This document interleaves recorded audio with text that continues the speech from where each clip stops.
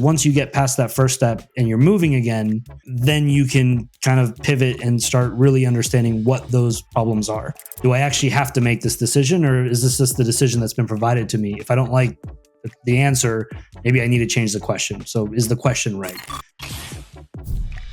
Is there a framework that you guys use for decision making? I know like people talk about the Eisenhower matrix all the time. You know, is it urgent? Is it important? I know, Thomas, we've talked about this as well. Yeah. Like, is there something that, like a starting point we could bring into the conversation for our audience? It's a hard one. I mean, I think Eisenhower, like look at the Eisenhower matrix. What to do today? Urgent. You know, we can start there. That's a pretty sound one. Yeah. I mean, you'll have to introduce me to the Eisenhower matrix. A lot of tanks, I think it was. Yeah.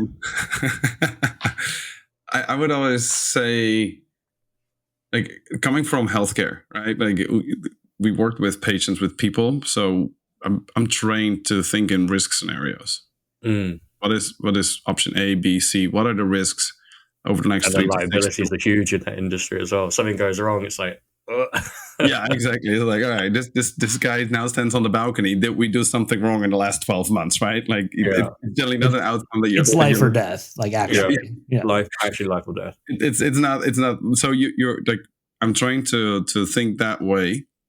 And then if you apply that to a business, I would also say, like, you know, one of my teams also goes, yeah, we're in the business of killing babies, right? Like killing your startup baby. We have engineers founders coming to us with the best next idea. And we're like, nope, sucks. We can build you a better baby, but you know. So I think that when it comes to decision making, is a lot about like risk scenarios, right? So we look at, okay, this may work, but this may work short term. What does it mean midterm? What does it mean long term? And that I have that feedback mechanism so ingrained in me that almost every decision I make, I'm just always like, do a quick 1, 2, 3. It's like, okay, what were the options that we have? Okay, this doesn't make sense. This partially makes sense. This is probably the way to go. So you're just constantly running that feedback loop in your head, which helps for me personally a lot in making these decisions. But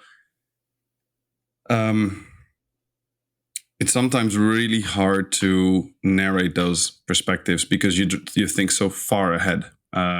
It's 4D chess sometimes, right? You're just like, okay, but if, you know, client X says this and we're going this direction, we're doing this, then Ross spoke about that outcome of the outcome, right? So we dig sometimes even deeper. So for every scenario, there's an outcome of the outcome.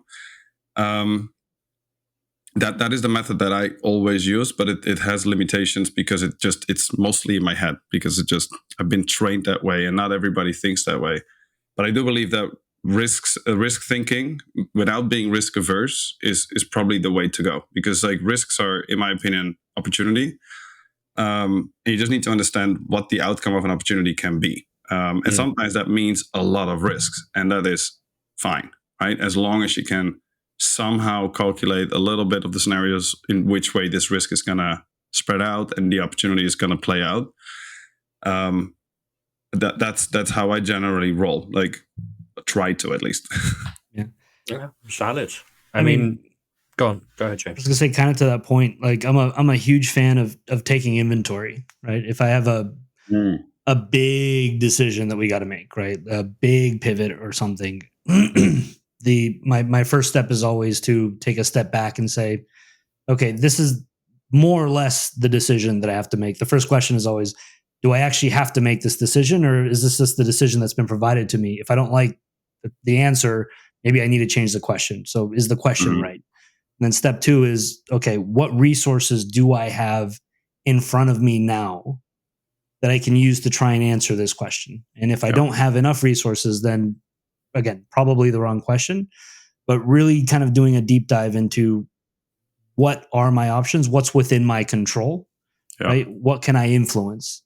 And then from there, then like you said, kind of medium term, right? What do I do now? What are the potential outcomes for that in the near to medium term?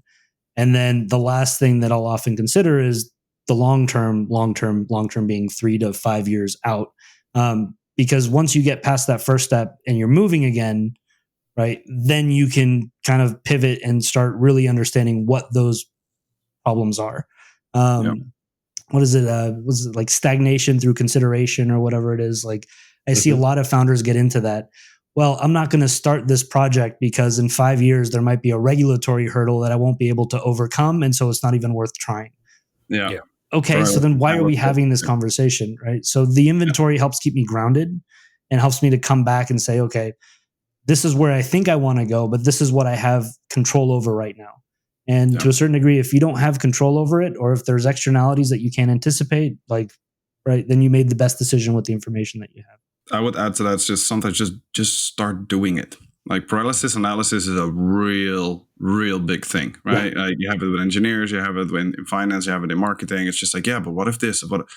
Go do it. If the risk is manageable, go do it. Just do it. See, because the moment you start doing it, a lot of other possibilities and opportunities open up. Yeah. What's it? The opportunity cost, right? Like a lot of people don't take that into the risk assessment.